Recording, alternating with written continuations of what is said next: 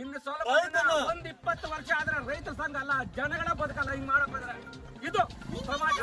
ಸಸಿಗಳನ್ನ ನೆಡಲು ಬಂದಿದ್ದ ಅರಣ್ಯ ಇಲಾಖೆ ಅಧಿಕಾರಿಗಳ ಜೊತೆ ರೈತರು ಸಸಿ ನೆಡಲು ಅಡ್ಡಿಪಡಿಸಿರುವ ಘಟನೆ ನಡೆದಿದೆ. ಅರಣ್ಯ ಭೂಮಿ ಒತ್ತುವರಿ ಆರೋಪದಲ್ಲಿ ಅರಣ್ಯ ಇಲಾಖಾ ಅಧಿಕಾರಿಗಳು ಕೋಲಾರ ಜಿಲ್ಲೆಯ ಶ್ರೀನಿವಾಸಪುರ ತಾಲೂಕಿನ 100 ಎಕರೆ ಜಮೀನಿನಲ್ಲಿ ರೈತರು ಬೆಳೆದಿದ್ದ ಬೆಳೆಗಳನ್ನು ಹಾಗೂ ಮಾವಿನ ತೋಟಗಳನ್ನು ಸಂಪೂರ್ಣ ನೆಲಸಮ ಮಾಡಲಾಯಿತು. ಆ ಸಂದರ್ಭದಲ್ಲಿ ರೈತರು ಹಾಗೂ ರೈತ ಸಂಘಟನೆಗಳು ಹಲವು ಹೋರಾಟಗಳನ್ನು ಮಾಡಿದ ಸಂದರ್ಭದಲ್ಲಿ ಕೋಲಾರ ಜಿಲ್ಲಾಧಿಕಾರಿಗಳು ಕಂದಾಯ ಇಲಾಖೆ ಹಾಗೂ ಅರಣ್ಯ ಇಲಾಖೆ ಜಂಟಿ ಸರ್ವೆ ಮಾಡುವ ತನಕ ಯಾವುದೇ ಕಾರಣಕ್ಕೂ ರೈತರಿಗೆ ತೊಂದರೆ ಮಾಡೋದಿಲ್ಲವೆಂದು ಹೇಳಿಕೆ ನೀಡಿದ್ರು. ಆದರೆ ಈಗ ಪುನಃ ಶ್ರೀನಿವಾಸಪುರ ತಾಲೂಕಿನ ಕೋಟಬಲ್ಲಪಳ್ಳಿ ಗ್ರಾಮದ ಬಳಿ ಸಸಿ ನೆಡಲು ಬಂದಂತಹ ಸ್ಥಳದಲ್ಲಿ ಜಂಟಿ ಸರ್ವೆ ಆಗದೆ ಅರಣ್ಯ ಇಲಾಖಾ ಅಧಿಕಾರಿಗಳು ಸಸಿ ನೆಡಲು ಬಿಡೋದಿಲ್ಲವೆಂದು ಕರ್ನಾಟಕ ಪ್ರಾಂತ ರೈತ ಸಂಘದ ಕೋಲಾರ ಜಿಲ್ಲಾ ಪ್ರಧಾನ ಕಾರ್ಯದರ್ಶಿ ಪಾತಕೋಟೆ ನವೀನ್ ಕುಮಾರ್ ಹಾಗೂ ರೈತರು ಆಕ್ರೋಶ ಹೊರಹಾಕಿದ್ರು.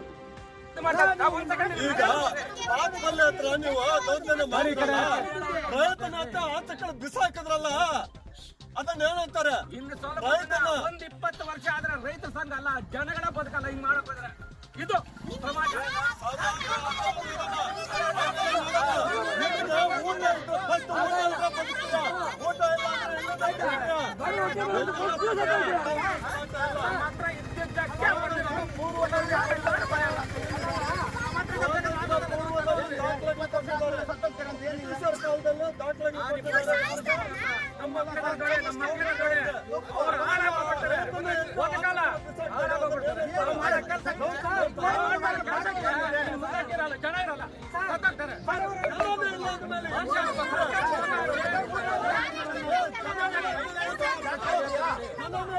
ಸಮಾಜಕ್ಕೆ ಒಳ್ಳೇದ್ ಮಾಡಕ್ ನೋಡ್ಬೇಕು.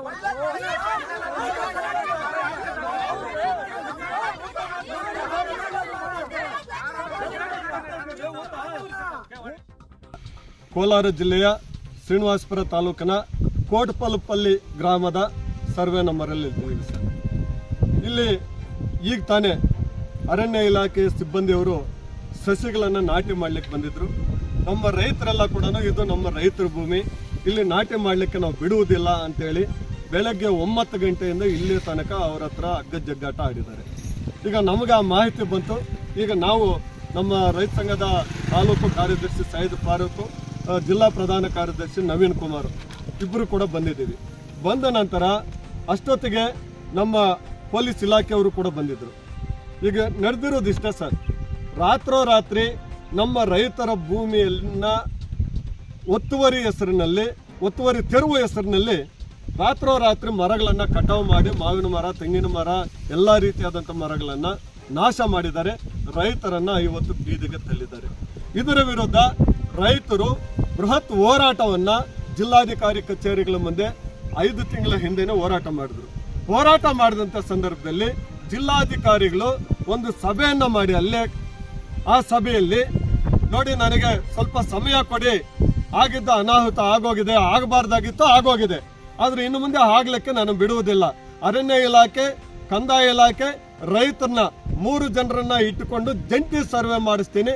ಅಲ್ಲಿ ತನಕ ಯಾರು ಗಲಾಟೆಗಳು ಮಾಡಬಾರ್ದು, ಯಾರು ಕೂಡ ರೈತರನ್ನ ಒಕ್ಕಲೆಬ್ಬಿಸುವಂತ ಕೆಲಸ ಮಾಡಬಾರ್ದು ಅಂತೇಳಿ ಅರಣ್ಯ ಇಲಾಖೆಯವರಿಗೆ ತಾಕೀತು ಮಾಡಿದ್ರು. ರೈತರಿಗೆ ಧೈರ್ಯ ತುಂಬಿದ್ರು ಜಿಲ್ಲಾಧಿಕಾರಿಗಳು. ಆದ್ರೆ ಇವತ್ತು 15 ದಿವಸದ ಹಿಂದೆ ಇದೇ ಫಾರೆಸ್ಟ್ ಇಲಾಖೆಯವರು ಬೇಲಿ ಹಾಕ್ಲಿಕ್ಕೆ ಬಂದಿದ್ರು ಕತ್ತಾಲಿ ಸಸಿಗಳನ್ನ ತಗೊಂಡು. ಆವತ್ತು ಕೂಡ ಇದೇ ರೈತರು ನಾವು ನಾಟಿ ಮಾಡ್ಲಿಕ್ಕೆ ಬಿಡಲ್ಲ ಅಂತೇಳಿ ಓಡಿಸಿದ್ರು. ಇವತ್ತು ಮತ್ತೆ ಮರಗಳನ್ನ, ಇವತ್ತು ಸಸಿಗಳನ್ನ ನಾಟಿ ಮಾಡ್ಲಿಕ್ಕೆ ಇವತ್ತು ಬಂದಿದ್ದಾರೆ. ಇದನ್ನ ನಾವು ಕರ್ನಾಟಕ ಪ್ರಾಂತ ರೈತ ಸಂಘದಿಂದ ವಿರೋಧ ಮಾಡ್ತಾ ಇದ್ದೀವಿ. ಯಾವುದೇ ಕಾರಣಕ್ಕೂ ಇದು ರೈತ ಭೂಮಿಯ ಒಡೆಯ, ಯಾವುದೇ ಇಲಾಖೆ ಅಲ್ಲ, ಯಾವುದೇ ಸರ್ಕಾರ ಅಲ್ಲ. ಇವತ್ತು ಸರ್ಕಾರಗಳು ಕೂಡ ರೈತರ ಪರವಾಗಿ ಹಲವಾರು ಕಾನೂನುಗಳನ್ನು ಮಾಡಿದ್ದಾರೆ. 1966ರಿಂದ ಇಲ್ಲೇ ತನಕ 16 ಕಾನೂನುಗಳು ನಮ್ಮ ರೈತರ ಪರವಾಗಿ ಮಾಡಿದ್ದಾರೆ. ಉಳುವವನೇ ಭೂಮಿ ಒಡೆಯ. ಅರಣ್ಯ ಇಲಾಖೆಯಲ್ಲಿ ವ್ಯವಸಾಯ ಮಾಡ್ತಾ ಇದ್ರು ಕೂಡ ರೈತನು, ಬಡ ರೈತ, ದಲಿತ, ಅವರಿಗೆ ಭೂಮಿ ಕೊಡಬೇಕು ಅಂತೇಳಿ ಕಾನೂನಲ್ಲಿದೆ. ಇಂತಹ ಸಂದರ್ಭದಲ್ಲಿ ಇವತ್ತು ಏಕಾಏಕಿ ಬಂದು ಸಸಿಗಳನ್ನ ನೆಡುವುದು ಅಥವಾ ಇವ್ರ ಮೇಲೆ ದಾಳಿ ಮಾಡೋದು ದೌರ್ಜನ್ಯ ಮಾಡೋದು ಇನ್ನು ಮುಂದೆ ನಡೆಸಿದ್ರೆ ಅದು ಅವರಿಗೆ ಇವತ್ತು ಎಚ್ಚರಿಕೆ ಕೊಡ್ತಾ ಇದ್ದೀವಿ. ಯಾವುದೇ ಕಾರಣಕ್ಕೂ ನಮ್ಮ ರೈತರು ಕೂಡ ತಿರುಗಿ ಬೀಳುವಂತ ಸಂದರ್ಭ ಸನ್ನಿವೇಶ ಇವತ್ತು ಬಂದಿದೆ. ನೀವು ಎಚ್ಚರಿಕೆಯಿಂದ ಇರಬೇಕು, ರೈತರಿಗೆ ತೊಂದರೆ ಮಾಡಬಾರ್ದು ಅಂತೇಳಿ ನಿಮ್ಮ ಮೂಲಕ ಅರಣ್ಯ ಇಲಾಖೆಯವರಿಗೆ ನಾವು ಎಚ್ಚರಿಕೆಯನ್ನು ಕೊಡ್ತಾ ಇದ್ದೀವಿ.